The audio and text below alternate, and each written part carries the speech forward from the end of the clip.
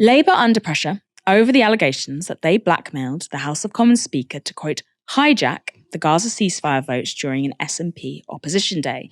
Notably, Labour hasn't yet used any of its own opposition days to table a motion on a ceasefire in Israel's war on Gaza. And on BBC Newsnight, Victoria Derbyshire asked Shadow Defence Secretary John Healey, why? Surely the reason why we're actually here tonight in this position is to do with the central problem of Sir Keir Starmer's leadership. He hides. He could have tabled his own opposition day motion on a ceasefire. Why did it take the SNP doing it for you to get your act together with your own amendment? Well, Keir Starmer and Labour have been arguing for a ceasefire for weeks now. We've been arguing for immediate why release. Have you waited weeks then? I'm going to answer your question. What has happened in recent days is that the threatened ground offensive by the Israelis against Rafah have become so serious, we've taken a stance to say that cannot happen. What's happened is that there's been a shift among important allies like New Zealand, Australia, Canada and others, demanding, as we have now, an immediate humanitarian ceasefire and one that can build into a long-term peace process. So that was the argument we were making today. An end to the fighting now, a ceasefire respected on both sides, and one that lasts. And today was an opportunity to debate that, to bring the House together. And I think as MPs, we lost sight of why we're here. We allowed ourselves to descend into the chaos of a row-about procedure, with the government boycotting their own vote and the SNP walking out on the debate based on their own motion. Now, Healey mentions a number of allies there, but doesn't list the US, and it's pretty clear to everyone else that Labour, the Tories, are just aligning themselves with President Joe Biden's latest position when it comes to a threatened Israeli ground offences in Rafah.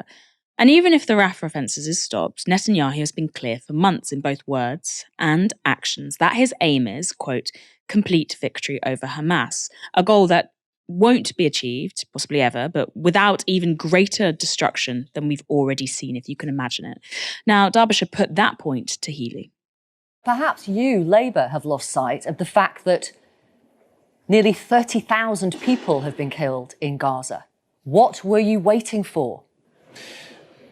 I am so concerned and aware of the agonies of the Palestinian people. The death toll is 30,000 and mounting, as you say. So what were you waiting for? Hospitals have been smashed, families are starving, yet more children are being killed. Exactly. And at this point, with the threatened ground offensive against Rafah, which cannot happen, now is the moment to take a stronger position, to say Hamas must release all the hostages, the Israelis cannot proceed with their offensive against Rafah, and the British government should come alongside allies to demand and call for and work for, as we have been doing, an immediate humanitarian ceasefire that can be respected on all sides and become the process that we need, a political process, a diplomatic process aimed at securing a long-term peace and security for Israel and for the Palestinian people. What's really interesting is the threat of the Rafah offensive has seemed to serve an important political function for both Netanyahu and politicians like Keir Starmer. And these are separate functions. For Netanyahu, it's become a bargaining chip, both against Hamas and Western leaders who are trying to force a change in military strategy, not because of the death toll. They haven't moved on that, but because now the Palestinian population has been pushed to the very edge of the Gaza Strip. But this also gives politicians in the West who are wary of calling for peace something smaller to focus on, a smaller piece, a way of displaying their pseudo-moral colours while having done nothing at all to stop the destruction of 30,000 people in Gaza over the last 4 months and the displacement of 1.5 million others. There's no clearer display of playing politics with the lives of civilians than this. And playing politics was at the heart of Victoria Derbyshire's next question. At around 3 o'clock this afternoon, our political editor reported that senior Labour figures told him that the Speaker would need Labour votes to be re-elected as Speaker after the election, with strong indications this would not be forthcoming if the Speaker failed to call your Labour amendment. And Nick Watt interpreted that to mean that it would be the end of Sir Lindsay Hoyle as the Speaker in the next Parliament. What do you say to that?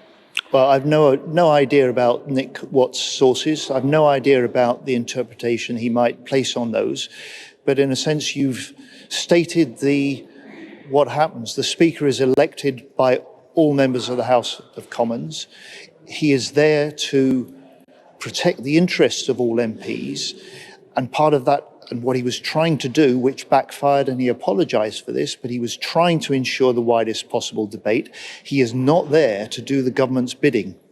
Are you saying that it is feasible that Sir Keir Starmer or a Labour MP or a Labour staffer might have said something to Sir Lindsay Hoyle that put a question mark over Labour support for him as Speaker in the next Parliament? If someone has said something of that nature to the Speaker, that would be unacceptable, wouldn't it? Well, trying to pressure the House of Commons Speaker is hiding to nothing, I have to tell you. But the Speaker this afternoon made decisions about how to conduct the debate within rules that are outdated, heavily stacked in favour of the government, that do require review, as he said. I'm really sorry to interrupt you. I'm going to pause you there because it feels like you're evading the question. If someone had said something of that nature to the Speaker about possible support for him in the next Parliament, if he did or didn't call the Labour amendment, that would be unacceptable, wouldn't it? Because that would be blackmail, surely. There were three hypotheticals in your question. If all three were true, that would have been unacceptable. My point is, this afternoon, the Speaker set the terms of the debate because he wanted the widest possible debate. He was conscious this matters to Parliament. It matters beyond Parliament in our communities, and it matters what Britain has to say about the process of peace and how to end the fighting in Gaza. Ash, what did you make of Healy's responses there? What should we make of Labour after all of this? I mean, the truth behind all of this arcane parliamentary procedure is very, very simple. The difference between the SNP's motion and Labour's amendment was that the SNP's motion condemned the collective punishment of Gaza. Now, why is that a problem for Labour? Well, the unfortunate fact is that until fairly recently, the Labour leadership supported the collective punishment of the people of Gaza.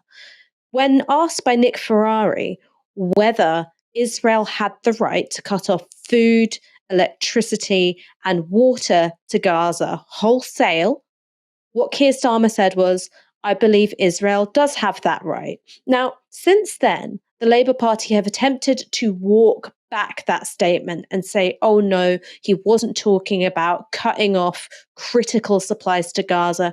He was talking about the sort of broader notion of Israel's right to self-defense.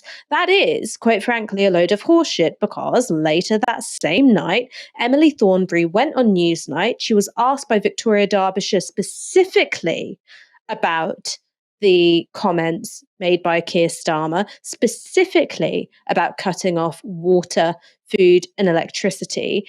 And she said, I believe that Israel has an absolute right to self-defense. That's the position of the Labour Party. When Victoria Derbyshire said, that doesn't answer my question, Emily Thornberry said, that is an answer to your question.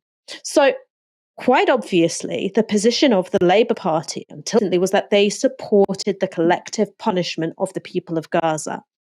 And had there been a sizable rebellion of Labour MPs and they voted for the SNP motion, or if indeed Labour didn't table an amendment of their own at all and just put their support behind the SNP motion, they would have been in deep shit because Keir Starmer's own words would come under intense and renewed scrutiny. So this whole thing is about playing politics. Was it the case that the SNP's motion was designed to exploit divisions in Labour? I mean, probably. This is parliamentary democracy that we're talking about after all. But the fact that it got booted out of the parliamentary arena and the Speaker of the House's credibility is now in tatters, that was all about protecting the political ambitions of Keir Starmer. That's all there was to it. I read both motions, and the Labour motion wasn't as bad as it could have been. And the SNP motion was, it was actually very simple. The Labour motion did contain some things that I probably would have been like, this should be in the SNP motion. But the fact the SNP motion didn't even get put forward, and what was very key and what was missing from the Labour motion the SNP motion had was the SNP motion unequivocally just called for an immediate ceasefire.